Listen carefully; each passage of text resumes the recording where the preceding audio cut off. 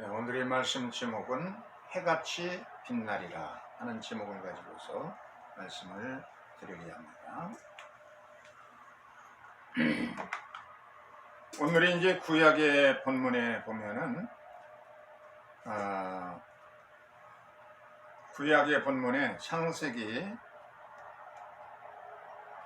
28장의 내용입니다. 거기 11절에 가서 보면은 한 곳에 이르러 해가 진지라 거기서 유숙하려고 그곳에 한 돌을 취하여 베개를 하고 거기서 누워 잠을 자더니 이런 말씀이 나오죠. 이것은 이 야곱이 야반도주합니다. 형을 속여가지고서 팥죽 한 그릇에 장자 명모도 사기도 했지만은 마지막 아버지께서 돌아가시기 전에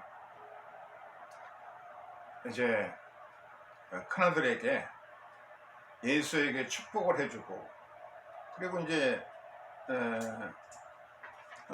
돌아가시기 위해서 나가서 사냥을 해가지고 와서 요리를 해가지고 와라. 내가 그걸 먹고 너에게 축복하리라. 그 말씀하는 것을 리브가 어머니가 듣고서 야곱에게 야 네가 가서 빨리 염소 한 마리를 가져와라. 내가 요리를 잘 해줄 테니까 형의 옷을 입고 이렇게 하고 네가 그 축복을 받아야 된다. 그래서 형을 속이고 아버지도 속이고 그래서 형이 받을 축복은 이제 훔쳐서 몰래 받은 거죠. 그렇게 해가지고서는 야곱이 이제 한 행위를 나중에 예수가 알고서 얼마나 누발돼 버렸어요. 그래서 그냥 어떻게든 이제 이 동생을 죽일 그런 생각 가지고 성이 잔뜩 났어요. 그래서 어머니 리브가가 이러다간 집안에 큰 사고가 생기겠다. 그래서 야곱을 이제 하란에 이제 피신시키도록 그래서 그냥 갑작스럽게 준비도 없이 야곱은 약간의 갯나리 벗집 하나 들고 이렇게 도망쳐 나옵니다. 야반도주하게 자기의 목숨을 살기 위해서 열심히 도망치다가 이제 해가 저물어 가지고서는 노숙하게 되었습니다. 거기에 돌을 하나를 찾아가지고서는 이 돌이 미끈하게 생겨가지고 베개를 삼아가지고 하룻밤을 이제 자게 되었다. 그래서 야곱이 이제 이 돌을 취해가지고서는 자기의 베개를 삼고 그리고 잠을 그냥 얼마나 그냥 피곤하니까 잠이 잘 왔겠어요. 잠을 자는데 새록새록 그냥 꿈을 꾸게 됩니다. 너무 생생하고 참 신기한 꿈을 꾸는데 꿈에 보니까 큰 하늘에 닿는 계단이 보입니다. 하늘까지 쭉 계단이 서 있고 그리고 거기선 하늘에서부터 천사들이 내려옵니다. 우리엘 천사가 나팔 불면서 앞길을 예비하고 또 미가엘 천사가 내려와서 악한 것들을 다 물리치고 가브리엘 천사가 와서 복의 말씀을 전해주고 라펠 천사가 지치고 피곤해진 야곱에게 셈을 주고 임무를 마친 또 천사들은 하늘로 하나씩 또 올라가고 너무 신비로운 광경을 보고서는 야 거기에 또 제일 끝에는 천국문이 열리는 그 곳에 주께서 서가지고 말씀하십니다. 야곱아 두려워하지 말라. 나는 너의 아버지 하나님 너의 할아버지 하나님이다. 내가 네가 누운 이 땅에서 동서남북의 땅을 너의 후손에게 주노라. 네가 가는 길에 내가 함께 할 것이고 네가 어디로 가든지 너를 지켜주고 너의 필요한 것을 공급해 줄 것이고 너를 대적하는 자들을 물리쳐주고 너를 보호하리라. 그러니 두려워하지 말라. 네가 편안히 아버지 집까지 돌아오기까지 내가 너를 구하고 지켜주리라. 하나님의 음성이 들렸어요. 그래서 야곱이 너무 생생한 이와 같은 꿈을 꾸고 나서 야 여기는 연일 곳이 아니고 하늘문이고 그렇다면 자기가 베개하였던 돌을 세워서 거기다가 기름을 부었습니다. 그리고 여기에다 내가 여기는 하늘의 물이고 하나님의 집이니까 여기다 성전을 짓겠다. 이렇게 이제 그 서약하면서 예배를 드리고 감사의 기도를 드리죠. 이 얼마나 황홀한 장면이에요. 참 고적하고 힘들고 괴로웠던 순간, 들에서 하룻밤을 노숙하는 순간에 하늘문이 열려지고 하나님의 은혜를 충만히 받게 됩니다. 이 야곱의 생애에서 집에서 엄마의 치마폭에서 자랄 때, 그럴 때는 하나님의 이와 같은 임재가 없었습니다. 편안한 집에서는 하나님 임재가 없었고, 이렇게 집에서 나와가지고 엑소도스, 길로 탈출해 나가는 도중에 이와 같은 하나님을 만나는 체험을 하죠. 이스라엘 백성들이 광야에서 엑소도스 출애굽 사건을 경험한 것처럼 야곱도 마찬가지입니다. 집에서 나올 때에 편안하고 안일했던 집에서 나와서 그 애로운 고적한 순간에 주님을 만나는 체험을 하게 됩니다. 그 다음에 복음서의 말씀에 보면은 그 네 종류의 밭이 있었죠. 씨를 뿌리는데 어떤 것은 길바닥 같은 마음이 있고, 어떤 것은 돌짝 같은 마음이 있고, 어떤 것은 가시덤불 엉겅퀴 같은 마음이 있고, 또 어떤 것은 옥토 같은 마음이 있습니다. 근데 아무리 옥토를 할지라도 옥토에 씨앗을 뿌렸는데 어떤 것은 이렇게 가라지가 쑥쑥 돋아나가지고서는 참 어려움을 겪게 됩니다. 예수님이 이와 같은 비유를 많은 사람들에게 들려주고서 집으로 들어오셨는데, 예수께서 집안에서 좌장에 앉으시니까 제자들이 그에게 몰려들었습니다. 그래가지고 예수님께 질문을, 예수님, 많은 사람들에게 가라지의 비유를 하셨는데 거기에 심오한 뜻이 있을 것 같은데 이 가라지의 비유의 뜻을 좀 설명해 주세요. 예수님께서 이 비유를, 가라지의 비유를 잘 설명해 줍니다. 좋은 씨를 뿌린 자는 인자, 바로 예수님께서 자기 자신을 가리켜서 말씀하실 때 인자는 했죠. 인자라는 것은 바로 예수님 자신을 말하는 것입니다. 이 좋은 씨, 이 좋은 씨라는 건 뭐냐면, 좋은 씨는 그 천국의 아들들이고, 그리고 밭은 세상이라고 그랬습니다. 예수님이 이렇게 이제 좋은 씨앗을 뿌렸는데, 이 가라지는 뭐냐? 벼들이 이렇게 쑥쑥 자라죠. 근데 우리나라는 이제 가라지를 하지 않고 이걸 피라고 그래요.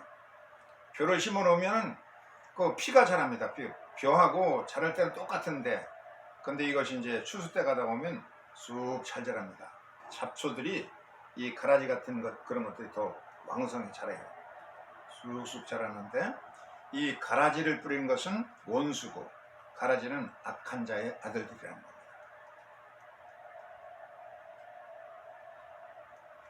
그래서 이제 이 거두는 추수꾼은 천사인데, 천사가 와서 이제 곡식을 추수할 때에 먼저 이 가라지를 먼저 추수합니다. 지금도 벼농사를 짓는 사람들이 가을철에 추수할 때는 모가지가 쑥쑥 자라요. 이게 가라지, 이 피라는 것은.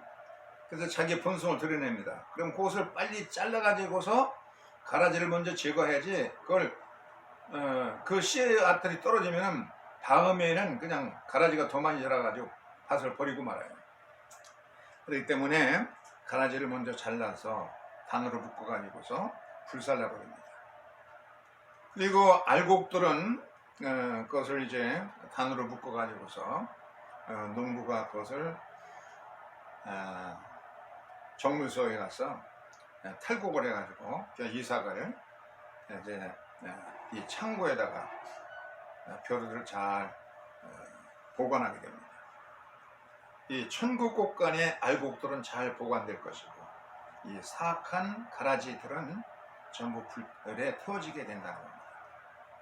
그래서 이 왕성하게 자라는 가라지, 극성스럽고 이 잡초 같은 것들은요, 가라지는 내버려둬도 그냥 얼마나 잘 자라는지 몰라요. 쑥쑥 고개를 자라서 추수 때가 되면 나는 너희들과는 종자가 틀려, 혹은 자기의 본색을 드러내게 돼요. 그럼 꽃을 전부 잘라가지고서는 먼저 불태우게 되는 것이 농사의 본들의 원리입니다. 이 속상하고 불편하고 안이 꼽고 억울해도 바로 이 알곡들은, 곡식들은 이 가라지와 함께 자라야지, 가라지를 가려낸다고 그냥 뽑다 보면은, 그 어렸을 때 그걸 뽑다 보면은 알곡까지 뽑히게, 곡식까지 뽑게 되기 때문에 내버려 두어라. 추수 때까지 그냥 자라게 곡식들과 함께 자라도록 해가지고, 그래서 그들을 먼저 이제 심판하게 될 것이라고 그렇게 하셨는데, 이렇게 착한 사람들, 이 세상은 이 착한 사람들만 있으면 얼마나 좋겠어요. 근데 그냥 아주 교활하고 사악하고 막 혈기부려대고 삿대질하고 그런 양아치같이 구는 사람들이 더 많아요. 착하고 그런 사람들은 별로 없고, 세상에 이렇게 아주 극성스럽고 그런 사람들이 있어서 알곡과 같은 그런 선하고 선량한 사람들은 이제 오히려 더 기세가 눌려서 지내는 것이 세상의 모습입니다. 고릴라 같은 성격 가진 사람들, 침팬지 같은 사람들, 또 오랑우탄 같이 그냥 침팬지의 비유를 맞추기 위해서 뭐 그냥 별의별 아첨을 다 합니다. 그러면서 살아남기 위해서 이렇게 이런 그 아주 야수 같은 본성을 가지고 있는 사람들이 오히려 더 많지, 이 착한 사람들이 없는데, 예수께서 뭐라고 그러냐면은 마지막 심판 때에 먼저 그 사악한 자들, 이들은 다 모아가지고서는 영원한 불에다, 불못에 던지게 될 것이다. 그래서 거기서 울면서 이를 가게 될 것이다. 보세요, 이거 얼마나 뜨거운 불구덩에서 그냥 견딜 수 없어가지고 막 이를 으드드드 가르면서 죽기를 바래도 죽지도 않고 구더기도 죽지 않는 그런 곳에 빠지게 될 것이다.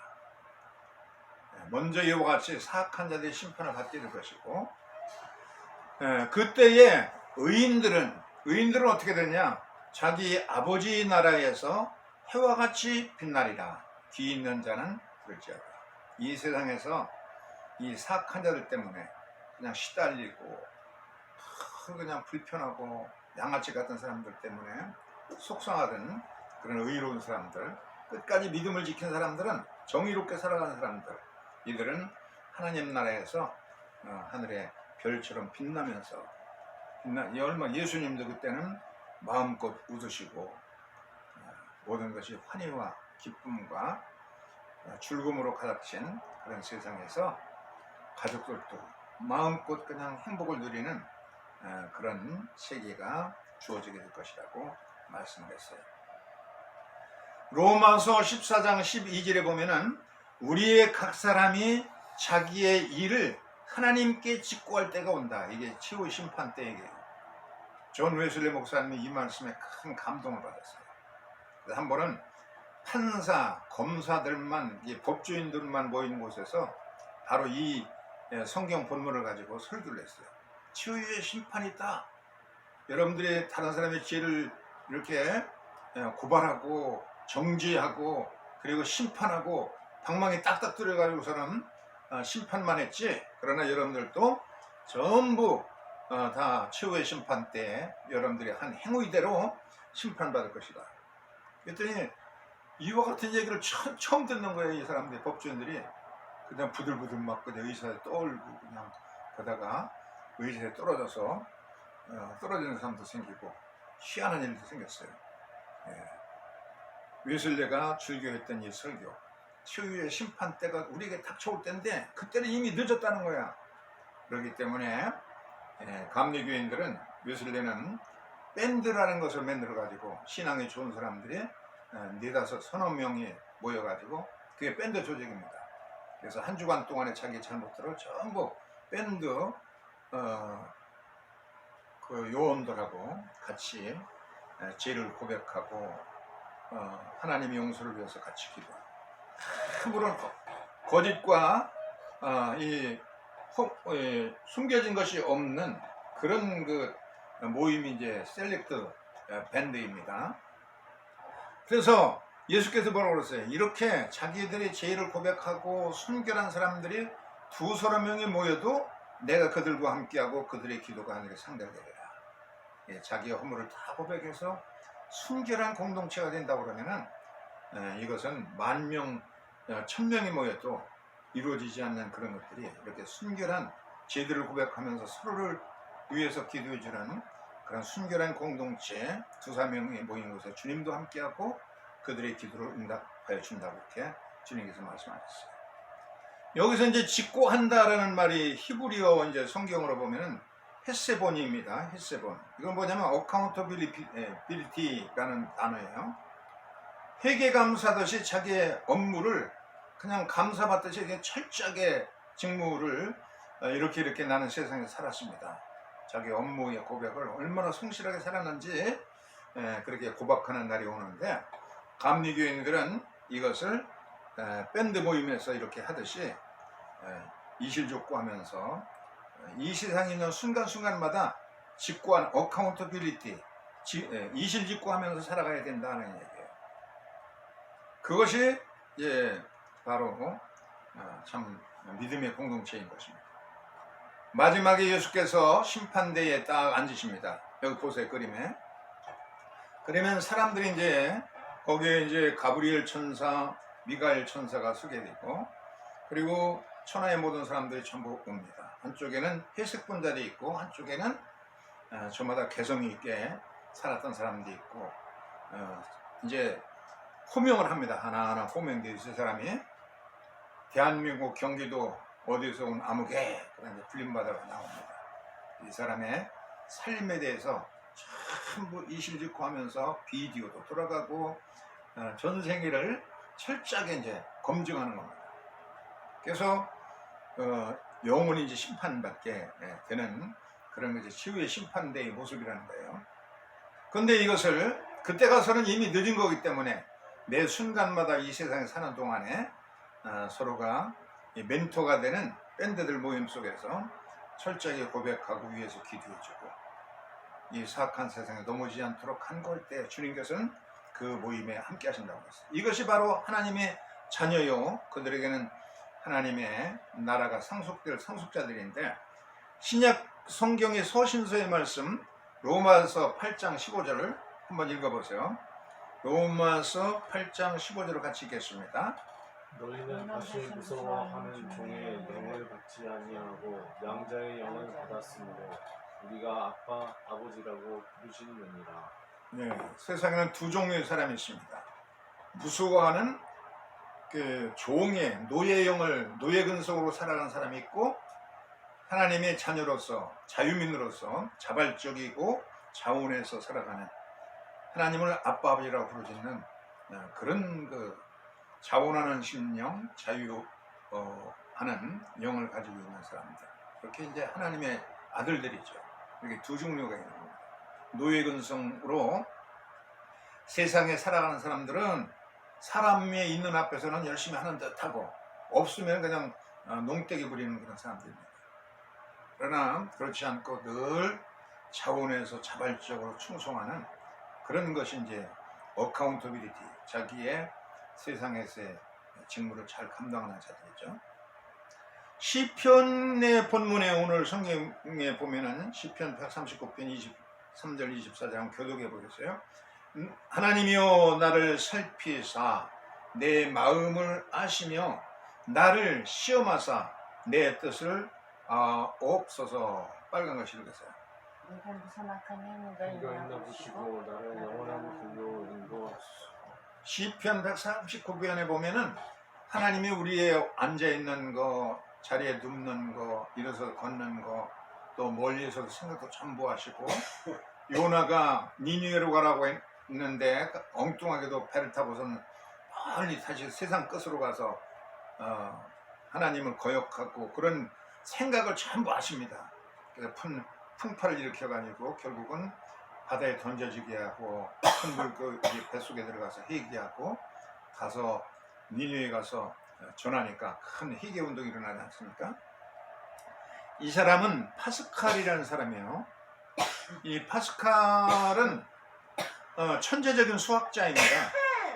13살부터 그냥 수학적인 그 재능이 있었고 과학자 모임에 참석하는 영광도 드리고 많은 것을 발명도 했어요.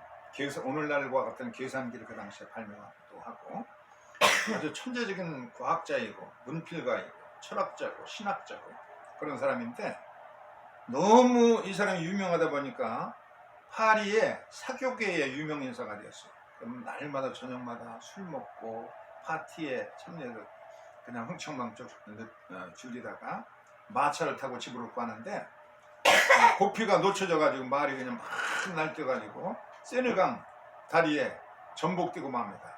말은 죽고 이 사람은 그냥 겨우 목숨을 건졌어요. 그래서 너무 충격받아가지고 이때 그냥 완전히 그냥 예수를 철저하게 믿게 됩니다. 그때가 이제 31세인데 그때부터 이제 전적으로 하나님 믿게 돼요.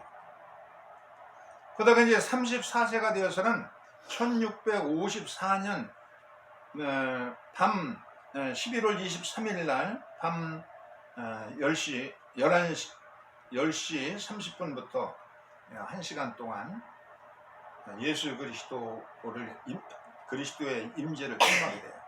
온 방 안에 빛이 가득 차고 주의 말씀이 들려지고 음성이 들려져가지고 큰 감동을 받습니다. 그래서 그때 받은 그 너무나 생생하고 감동적인 것을 갖다가 양피지에다가 기록해가지고 자기 호토 안쪽에다가 아주 꿰매고 다니면서 이제 나는 옛사람 완전히 죽고 내 안에 사신 분은 예수 그리스도의 영 성령께서 함께 사신다.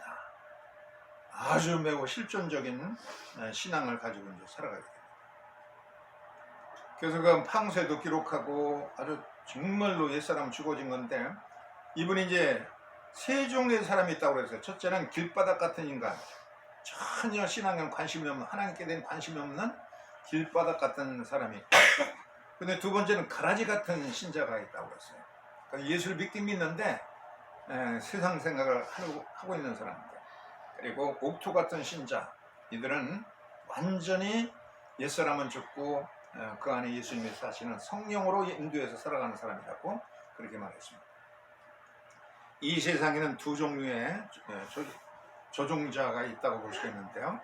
2015년 3월 24일 저먼 윙스 여객기가 프랑스에서 독일로 이제 출항을 했습니다. 비행기가 이렇게 아주 기체도 정상적이고 완벽한 비행기인데 파리를 이륙해 가지고서 독일로 가는데 알프스를 넘게 됐습니다.